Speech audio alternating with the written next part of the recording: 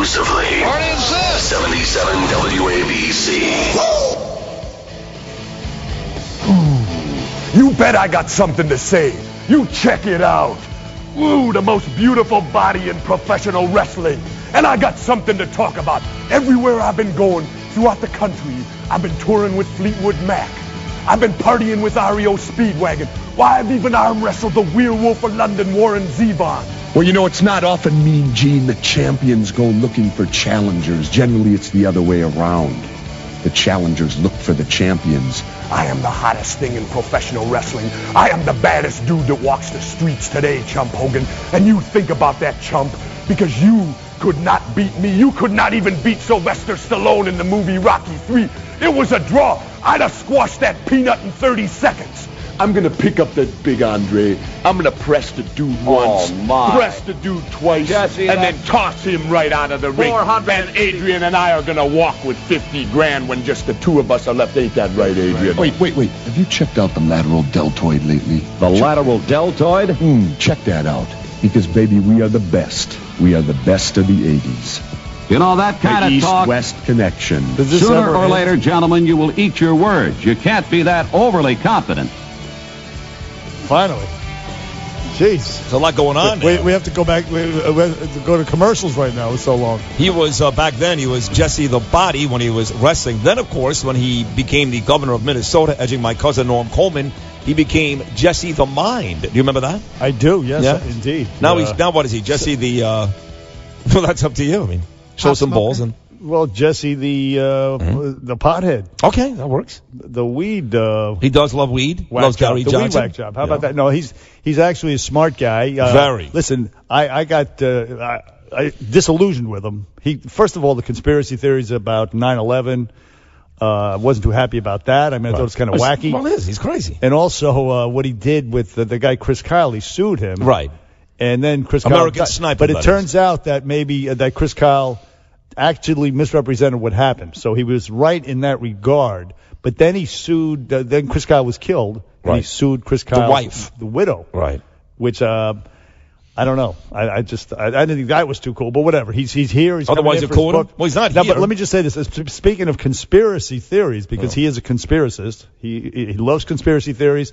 The United States was in on 9/11 or something. He can explain it himself. But the headline at Drudge, Hillary Clinton, she had on a pair of earrings, but she also had something in her ear. Was this today in White Plains or last night? No, this is last night. Last night, okay. And so the people are saying that she had, Hillary was wearing an earpiece. Oh, God, leave her alone. I swear to God. It's so stupid. But you see, there was actually a picture, and she has something in her ear. I saw it. Why are you burping? What do you want me to do? It's not. It's completely involuntary. I can put the microphone by my ass if you want. You'll get some more audio. You want that? Because just so you know, when Jesse walks in, it's going to be... You ever travel to Knapp Street in Brooklyn?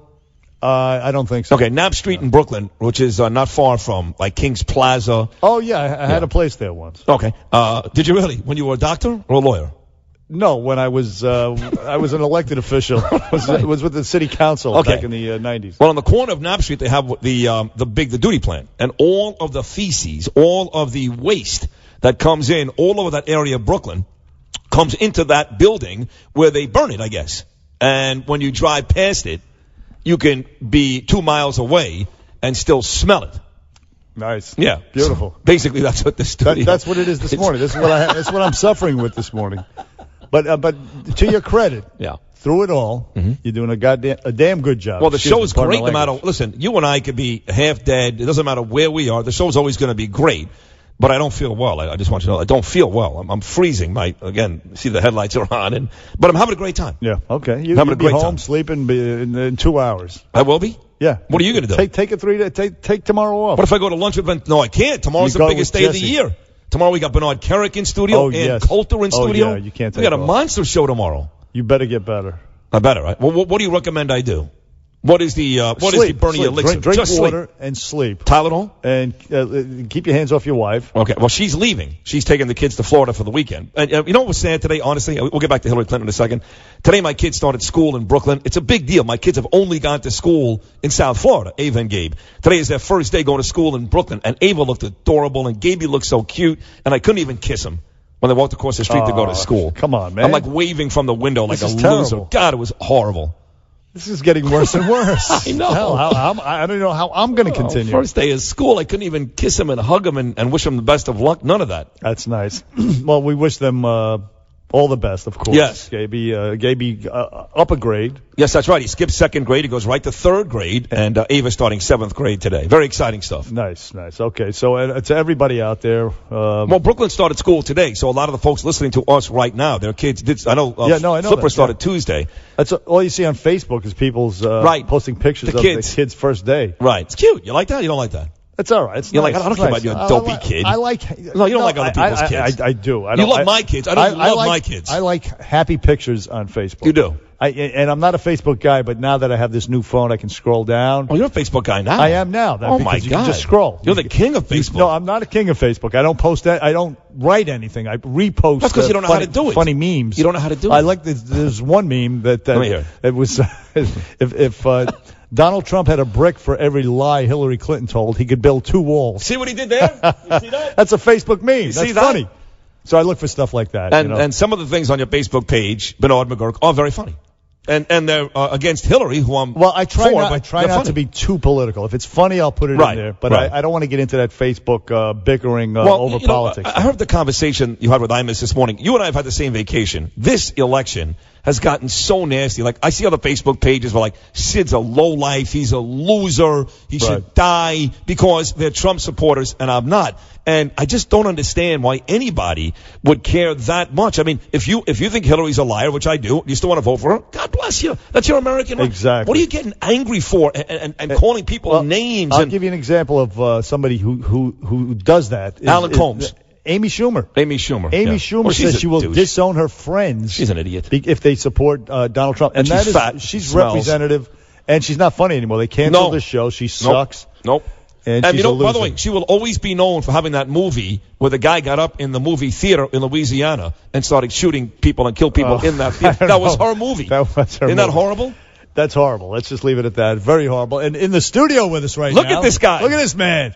The rock star himself. He looks good, actually. He does, yes. Yeah. So you said you were going to punch him in the face, but he looks pretty. No. I'm not having a strength Now, today. listen, we like Jesse. Governor Jesse Ventura, good morning. And good morning. Welcome to the Bernie and Sid Show here on WABC. Welcome back, actually. Thank you. Great to be here. Welcome to be in person. If you're going to punch me out, do you normally do that to people who are on Medicare? Him. Yes. I don't care. He was threatening you. It's like Donald Trump. If I can win the fight, I'll take it. Winning is winning. Jesse Ventura, he's got a new book out. Yep. It's called Jesse Ventura's Marijuana Manifesto. And he's had other books out. You're a New York Times best-selling author. But this book is all about advocating for the legalization of marijuana. Absolutely. And, of course, the first question that anybody would want to ask you is, do you indulge yourself? Oh, please. Certainly I have. I grew up in the 60s. I mean, anyone that grew up in the 60s, if they tell you they didn't smoke pot, either is lying or didn't grow up in the 60s. Everybody has experiment, but is it part of your lifestyle? Yeah, when I'm in Colorado. Yeah. Cool. It's legal there. That's why. And you have a house there? You have a house there? No, but I visit there. Wait a second. You know, you could say, like, here in New York, I can tell you that I can say I indulge, and it's illegal, but it doesn't matter. Which would be true. And nobody's going to get arrested for. You could say. Oh, you better read my book. Oh, really? Make that statement that nobody's going to get arrested. Yeah. All right. Because plenty of people still get arrested for it. In fact, I'll give you an example. Washington, the state of Washington that is now legalized for recreational and medicinal purposes, their first windfall. Their statewide judicial budget has fallen 15%, and that's mammoth. Wow, that is at a state level. Why? Because they're not prosecuting pot anymore. So 15% of their judicial budget went to imprison people or prosecute people from smoking a plant. Which is completely ridiculous. Agreed on that. Well, you know, it's interesting. We did the history, and did you know for 160 years, marijuana hemp was the economic backbone of the United States of America. In fact, today, George Washington and Tom Jefferson would be arrested as drug dealers and put in prison today by the DEA. But they weren't using it for yes, they were. Recreation. Yes, they were. Well, but I would say because Washington, in his diaries, talked about how he made the mistake and allowed the cross-pollination of his male and female hemp plants, which means they knew the females made you high and the males didn't, and he was ticked off because he didn't stop that from happening. So how did they smoke it? Or yes. They smoked at one it, really? time back then, England was the one, they made it mandatory for the colonies to produce marijuana because they were using it to create their big British Navy that went out the world and colonized. They needed it for rope, they needed it for sails, and all of those things. And England's only the size, basically, of New York State. So they needed this space, so they ordered the colonies to grow pot. Jesse, what is this stigma then? What is the, like, for example, my parents, they're older. They're in their, whatever. They're older, and they think pot is for losers, and they're not in their 60s. Why is that stigma out there? Because in the 30s, you had William Randolph Hearst, the big newspaper guy. He owned 25 newspapers. He and the government went on a propaganda thing, bastardizing marijuana racially, saying it's those crazy black people smoke this and it's a devil weed and all this. And his reason, his motive, like everything, money. Hearst owned thousands of acres of timberland, and by paying off the politicians, which goes on today, by paying them off in Washington, they declared hemp marijuana illegal, so it forced everybody to buy his trees for paper. And that way he had the market. Gotcha. Here we are in capitalism where it's supposed to be competition. It was monopoly. He eliminated the competition by making it illegal, so we were forced to buy his trees to make paper. But there was also a puritanical streak in the American people that developed in the 30s and 40s. They put because of what Hearst, he paid for Reefer Madness. Right. That crazy film idiotic that film. makes you think that if you smoke pot, you're going to commit mass murder. Okay, but here's the question. Here's the question. There's a difference between legalizing marijuana and advocating and telling people, smoke weed, it's good for you. In other words, it should be legal, I agree, as alcohol is and should be. And tobacco. But you shouldn't encourage people to drink or smoke tobacco or smoke pot. It's not necessarily beneficial to you. Well, pot can be. If you read Steve Cubby, the forward, Steve Cubby had inoperable... I forget the type of... Wait a minute. The type of cancer. Doctors gave him 5 years to live. He went on heavy therapeutic marijuana. He's now been alive 35 years, and the doctors have attributed totally to marijuana, saved his life. And when you read about what the DEA did to him, he was in California, legally growing in his house. They broke in with SWAT teams, put him in prison, terrible. I and agree. he almost died because he then couldn't get the marijuana. It was keeping him alive. I actually heard Jose Canseco once, because one thing about Jesse is, I know people know he was a wrestler, governor, but he was also involved in football. Tonight's the opening night of the season with the Panthers and the Broncos. He was an announcer for the Tampa Bay Buccaneers. He's done everything, Jesse. Jose Canseco came out and said, if used properly, steroids, which we did plenty of, I'm sure, in the 80s when you were wrestling, they're not bad for you. Well, they're more harmful than marijuana. Okay. Steroids have way more bad. Any pills, like pharmaceuticals today. The reason, I'll tell you why I'm so passionate on this, and I've made it my life's mission now to see full legalization.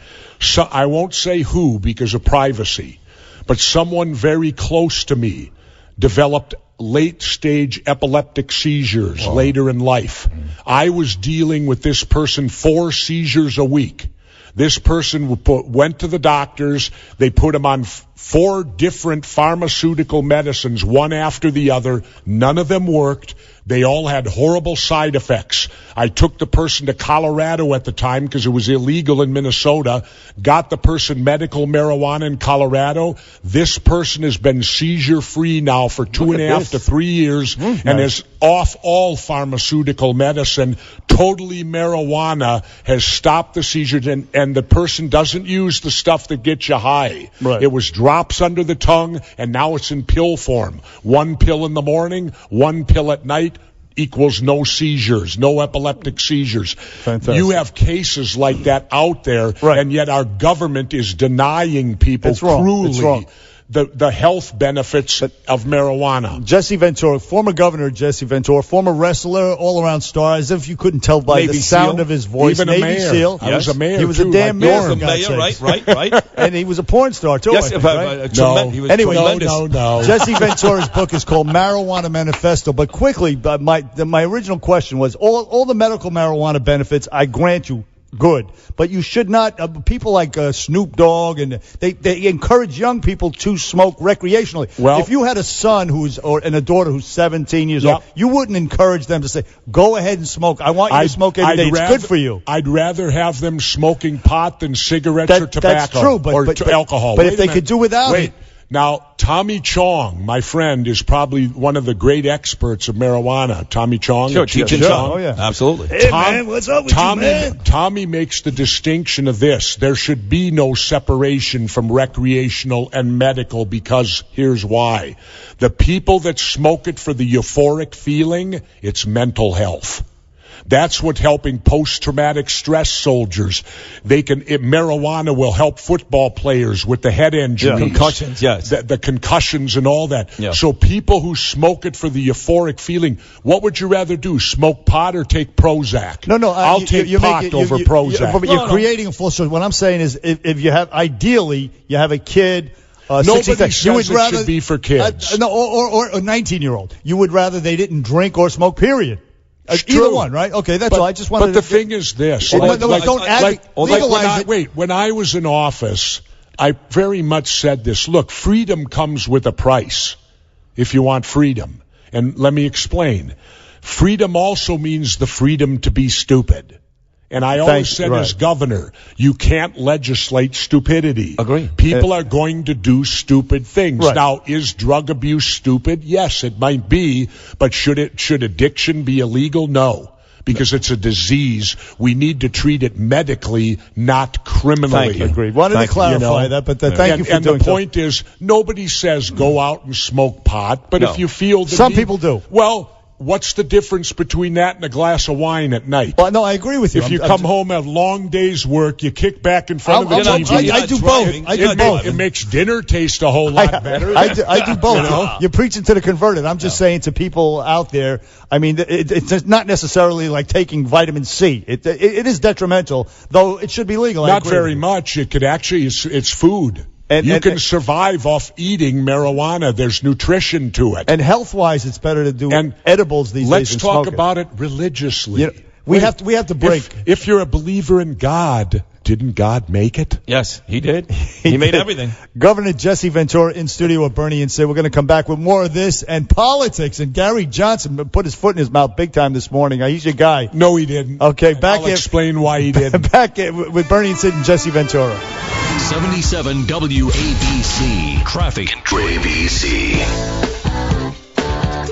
The word judgment has been used a lot around you, Secretary Clinton, over the last year and a half, and in particular concerning your use of your personal email and server to communicate while you were Secretary of State. You've said it's a mistake. You said you made not the best choice. You were communicating on highly sensitive topics. Why wasn't it more than a mistake? Why wasn't it disqualifying if you want to be Commander-in-Chief? That was Matt Lauer last night on the Intrepid on the Hudson at this MSNBC or NBC forum with Hillary and Donald Trump, and he's catching a lot of heat for giving her a hard time, they say. I mean, he actually grew a pair and conducted a non-lackey-like interview. Which he never does, and I want to get Jesse's opinion on that, but he went to break talking about Gary Johnson, because the last time Jesse was on this show, he did, in fact, endorse Gary. And Gary was on television this morning, and you made the point, Bernard, about 8 minutes ago. He had a bit of a faux pas. You had the Gary Johnson clip, Crash? Okay, good. Let's play that one. What would you do if you were elected about Aleppo? About Aleppo. And what is Aleppo? You're kidding. No. Aleppo is in Syria. It's the epicenter of the refugee crisis. Okay, got it. Okay. Well, with regard to Syria, I do think that it's a mess. I think that the only way that we deal with Syria is to join hands with Russia to diplomatically bring that at an end. Now, that was Gary Johnson on MSNBC this morning. Yep. On Bernie and Sid here with Governor Jesse Ventura, who's a Gary Johnson supporter. Yep. He didn't know what Aleppo was. Neither do I. Come on, listen. And you are feigning ignorance because you're a smart guy. No, I'm not. Anybody with to me, a cursory knowledge. If you're pulling out of the Middle East wars, why the hell do you need to know of a city over there? Get us out of there. 15 years we've accomplished nothing. I agree with you. We've spent trillions of dollars. Couldn't agree more. So if you're coming home, who the hell cares about Aleppo? If you're running for president, Governor, with all due respect, you have to know Aleppo. I know Aleppo. Everybody knows. The pictures of the kids that are bleeding from the head and all that stuff garnered all this sympathy. It's all over the cover news. of every newspaper. You have to know Aleppo. And by the way, he's a pot smoker. Right. Gary Johnson. No, he's not. Listen, he takes it via edibles. Food. Edibles. But you That's think right. you think that he's not going to have a fair? So you mentioned, I'll never forget this, Bernard. You like this too. He was running against my cousin in Minnesota on Labor Day. He was getting killed, Jesse. Norm was beating him pretty badly. And we're having dinner, me and my family. My family goes, he's going to win. This guy Jesse's shtick track. He's a wrestler. And I'm like, listen. Be careful. This guy, he has a platform that appeals to young kids, and I wouldn't say this guy's done. 60 days later, who won? I did. Right, because you're able to actually appear in the debates. You feel like because they're not going to allow Gary Johnson, because they have enough percentage or Dr. Stein. Or Dr. Stein, that it's not really a fair race. It isn't fair. It's all fixed because I proved it. I was at 10% or lower Labor Day. I was allowed in the debates, and in 60 days, I was the governor of Minnesota. Well, that's a fair point. The same thing could happen here if they're allowed in the debates. But now you got two candidates here that their negatives are over 50%. People hate them both. Shouldn't they provide an alternative other than being? Remember what the late great Jerry Garcia of the Grateful Dead said. If you're made to pick the lesser of two evils, it means you're still picking evil. That's right. That's right. Well, why shouldn't we allow someone not to pick evil? I'm proudly voting for Gary Johnson, not against someone. Hey, listen, I don't disagree that he should be on the debate stage, but he should know Aleppo. That's not going to help him get on the debate stage not knowing it. But to his point that we have to work with Russia, that's a point that Donald Trump makes, and he's getting killed for it by Hillary Clinton. We have to work with Russia to get rid of ISIS if we want to. We should at least enlist them. Why not? You're friendly with the Russians. You want to work for Russian TV? I think you do. I am working for. I just signed with Russian TV. There you go. Let's look at it from this aspect. Syria is 250 miles from the Russian border. So if there was a war going on, say in Pittsburgh, Pennsylvania, right. Wouldn't New York pay attention to it? Of course. Of course. Yes. Yet we're halfway around the world from it. And yet we're entrenched over there. Russia has a right to pay attention to it. I agree, 100%. They're only 250 miles away. And Putin takes the position. His belief is, I'd rather have the enemy I know than the one I don't know. That's why he supports Assad, because we've taken down... Which is why we should support Assad. We've taken down two dictators over there. Hasn't worked well. It hasn't worked well at all. Thank you, Hillary. And thank you, Hillary. In fact, Hillary Clinton, her most important vote as a senator was when she voted for the Iraq war, and she now admits it's a mistake. And she said last night it was a mistake, but she has not apologized to the dead soldiers or their families or the mutilated soldiers. That is a disgrace. So you're okay then with Donald Trump coming on television and saying, hey, if Putin thinks I'm a genius, I love it. He's my guy. Vladimir Putin's the president of Russia. Don't you think he's going to look out for Russia's best interest? Just like Trump. Let me give it to you this way. I went to Russia in December because of this new arrangement. Yeah. I met Putin. Oh. Now, how about that? Wait, let me back up. I'm involved in a court case at the federal level where they just reversed a jury's decision to make me go back to court again. The two federal judges wrote a 29-page brief. Never once in that brief did they show me the respect and call me governor. Yet I met Vladimir Putin. The first thing he said to me, he acknowledged me as governor. Thank you, Governor, for coming. All right, so you sound a lot like Donald Trump in your respect for Vladimir Putin. Yeah. But you're not really, but you think Trump is crazy, don't you? No, I don't think he's crazy. Donald's been a friend of mine for 25 years. I just disagree with him on the war. I'm against the wars. Let's get out of there. He's against it, too. But he's going to fight it. No, it's going to go on for another. He'll drop a nuke on Raqqa, which is by the way, that's a city in Syria, which I think you know as Aleppo is. My point is this: I'm opposed to the wars. I also am opposed to turning the United States into East Berlin. Turning Walls. the United States. Yeah. Building a wall. Right. So you don't think we should have a secure border? Fine, but not a wall. Okay, I mean, I remember Ronald Reagan. Correct me if I'm wrong. We're in agreement. I remember Ronald Reagan saying, "Mr. Gorbachev, tear down this wall." Sure. And now we're going to build one? Yes, because you need a secure border. Then why don't we build one at Canada? Because nobody's coming in from Canada. Oh, yes, the 9/11 hijackers came from Canada. They're not coming in droves. It doesn't matter. They still came in from Canada. Fundamentally, and if you don't build it in Canada, you're a racist. You got to do both borders. All right, now, here's my trade-off. Politics is compromise, Mexico's right? not a race, by the way. No. Here, right, but Latino, that is, But anyway, here's my compromise. Allow me to bring all our troops home and shut down our 178 worldwide bases, bring our troops home, and let the military guard both borders. Couldn't agree. See, that's a brilliant idea. That's more in line with Donald Trump. Middle East. More in line with Trump. Out of the Middle East. Yes. We're finished with those wars, and I'm not following Donald Trump. I'm following. It's more in line. No, I'm following the teachings of Major General Smedley Butler. He served 100 years ago, and he said we need to pass a constitutional amendment that our troops can't go over 500 miles from our shore. Now, they can't discredit Major General Butler. He wrote the great book, War is a Racket, where he tells you all these wars are not fought for what they tell you. Right. They're fought because people profit from them. Take, for example, Brown and Root got the $1 billion contract to dredge Cam Ranh Bay in Vietnam so we could get our ships in there. They made $1 billion. Guess who they are today? Halliburton. Okay. They're war profiteers. They just changed their name. Well, going back to General Butler, he wrote the great book War is a Racket, where he exposes war is a racket.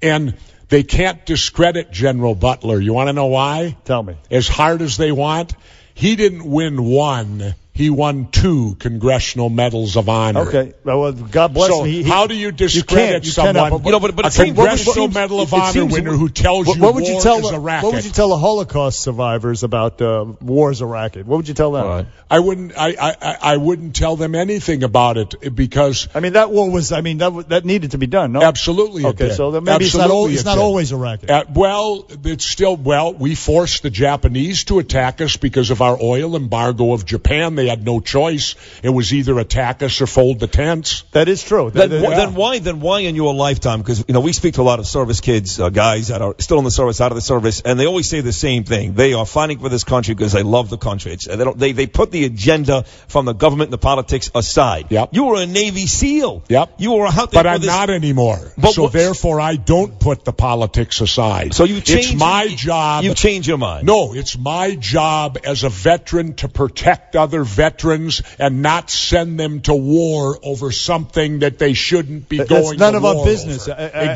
agree with you 1,000%. And that's what makes me sick about Hillary Clinton. She didn't learn the lesson of Iraq, even though she said it was a mistake. Libya, she wanted to take out Bashir Assad in Syria. She never learned the lesson. But she's not saying that now. No, I heard her this morning. Of course, Bernie Sanders schooled her on it. That's fine. She's not saying that now. So then why is she such a bad choice? Well, because she will be simply business as usual. Bought and paid for by the same people. Paid for by the same people. Like if you go to the Democratic convention and the Republican convention, the same corporate lobbyists are there buying off both sides. So it's like this for the layman.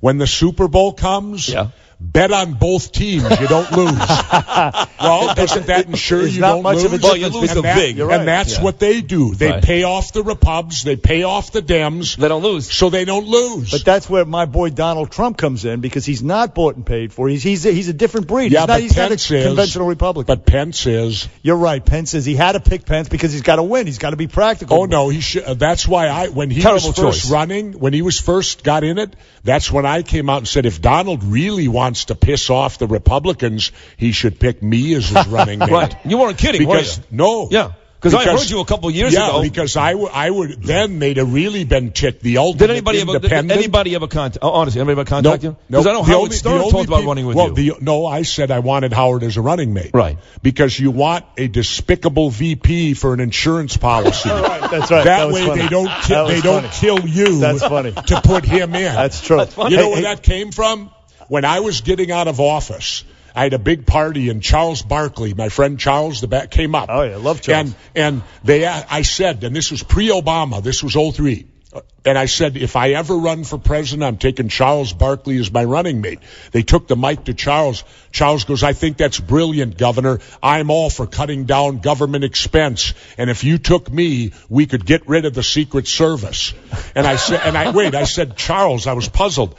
How could we get rid of the Secret Service? And Charles Barkley goes, because there ain't nobody going to kill you and put a black man like me in there. Yeah, that's very funny. That's very And it's also very true. Which leads me to this final question. The book is Jesse Ventura's Marijuana Manifesto. Yep. It's very informative. All kinds of he's advocating for the legalization, the history of marijuana here. George Washington used to smoke pot. It's a great, interesting book, Marijuana Manifesto. But the question is this.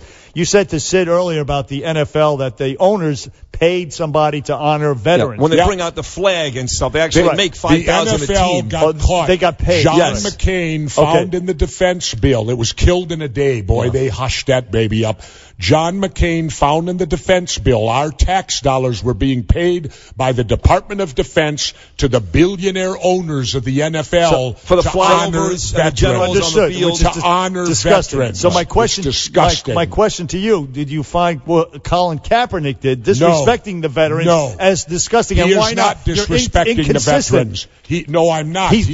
No. What he did is based on a falsehood. Wait a minute. He is not disrespecting veterans. Sure he is. No, he is not. What about cops? Then why wearing socks with pigs on them? Why did the Green Beret stand next to him? If he was disrespecting veterans. I don't know anything about that, but let me just say this. Let me finish. There are studies showing that cops do not shoot black males the way he represents. He's perpetuating a falsehood. Oh, yes. Wait a minute. We did a study in Minnesota when I was governor in 2001 with 68 of our police departments. Here's what we revealed. Black drivers were pulled over twice as much as white drivers, only they were only 15% of the Minnesota driving force. Black drivers, double white drivers on being patted down when they're pulled over. And get this, here was the real thing. White drivers, twice as many times were found with contraband more than the black drivers were. Jesse Ventura, so when they pull over a black driver, they're hoping to bust them for drugs. But on the shooting part of it, my position is true. Kaepernick is merely exercising his First Amendment rights to protest. Doesn't make it savory. Socks with portraying cops as pigs. That's fine. Hey, Jesse, you may not agree with him, but he has every right to do it. Jesse Ventura, you get the last word, and your book is Marijuana Manifesto. You're a great guest. It's an honor to have you. Thank you for coming in. Thank you. And I am a veteran who does not care if I fought so Colin Kaepernick would have the freedom to do what he does. If you take that away, then let's go back to 30s Germany. And I believe you know what Aleppo, where it is. No doubt. He's been there. He was at spring break last year. 77 WABC.